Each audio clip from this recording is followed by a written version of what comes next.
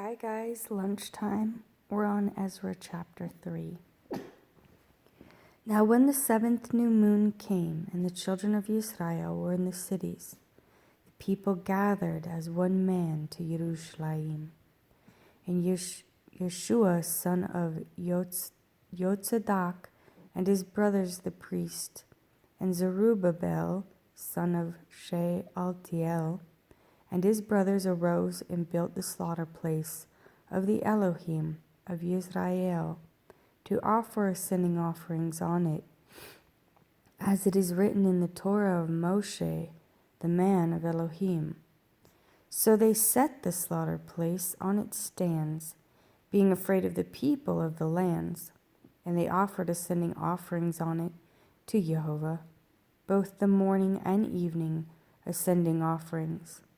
And they performed the festival of Sukkot, as it is written in and the daily ascending offerings by number according to the right ruling for each day. And afterward the continual ascending offering, and those for new moons and for all the appointed times of Jehovah that were set apart, also for everyone who volunteered a voluntary offering to Jehovah. From the first day of the 7th new moon, they began to offer ascending offerings to Jehovah, but the foundation of the Hekal of Jehovah had not been laid. And they gave silver to the stonemasons and the carpenters, and food and drink and oil to the people of Sidon and Sor, to bring cedar logs from Lebanon to the sea of Yapho, according to the permission which they had from Koresh, sovereign of Persia.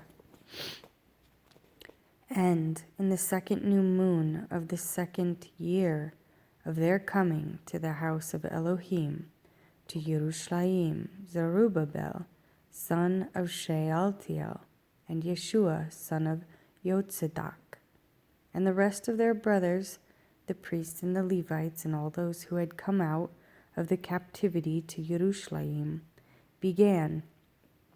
And they appointed the Levites from 20 years old and above to oversee the work of the house of Jehovah. And Yeshua stood up, and his sons and his brothers, Kadmiel, with his sons, the sons of Yehuda, together, to oversee those working on the house of Elohim, the sons of Henadad, and their sons and their brothers, the Levites.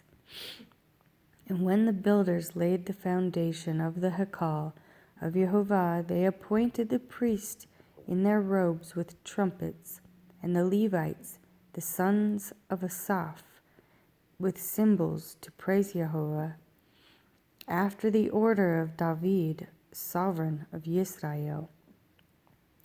And they responded by praising and giving thanks to Jehovah, for he is good, for his loving commitment towards Israel is forever. And all the people shouted with great shout when they praised Jehovah, because the foundation of the house of Jehovah was laid. And many of the priests and Levites and heads of the fathers' houses, the old men who had seen the first house, wept with a loud voice when the foundation of this house was laid before their eyes, and many shouted aloud for joy. And the people could not distinguish the noise of the shout of joy from the noise of the weeping of the people. For the people shouted with a loud shout, and the sound was heard from far away. And when the adversaries of Yehuda and Benjamin heard that the sons of the exile were building the Hekal of Jehovah, Elohim of Israel, they came to Zerubbabel and the heads of the fathers' houses, and said to them, "Let us build with you, for we seek your Elohim as you do, and we have slaughtered to him since the days of Esarhaddon, sovereign of Ashashur. who brought us here. But Zerubbabel and Yeshua and the rest of the heads of the fathers' houses of Israel said to them, It is not for you and for us to build a house for our Elohim, but we alone build to Jehovah Elohim of Israel, as sovereign Koresh, the sovereign of Persia, has commanded us. And it came to be that the people of the land were weakening the hands of the people of Yehuda, and troubling them in their building, and hiring counselors against them to thwart their plans all the days of Koresh, sovereign of Persia, even until the reign of Dariyavesh, sovereign of Persia, and the reign of Ahasuerus. In the beginning of his reign, they wrote an accusation against the inhabitants of Yehuda in Yerushalayim. And in the days of Artashashta, Bishlam, Mithredath, Tabeel, and the rest of their companions wrote to Artashashta and their companion, sovereign of Persia, and the letter was written in Aramaic and translated from Aramaic.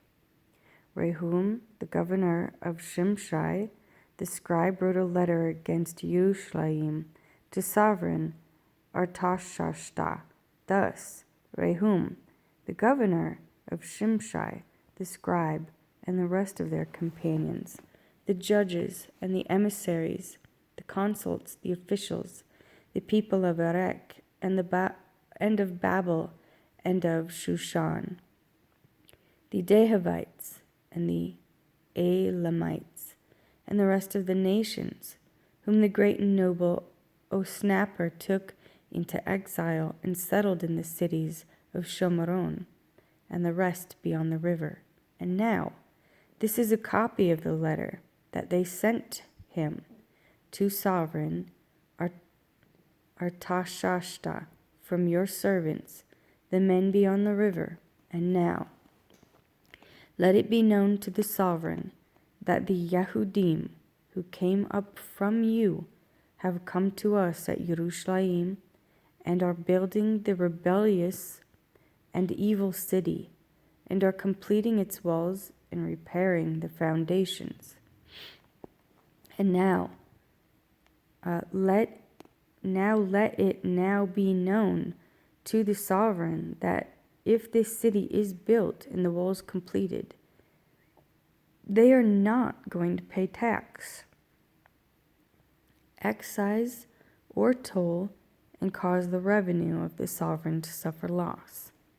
Now, because we have eaten salt from the palace, it was not fitting for us to see the sovereign's shame. Therefore we have sent informed the sovereign. So that search he made in the book of the records of your fathers, and you find in the book of the records and know that this city is a rebellious city, and causing loss to sovereigns and provinces. And revolt was stirred up in it since days of old, for which cause this city was destroyed. We inform the sovereign that if this city is rebuilt and its walls are completed, then you have no portion beyond the river.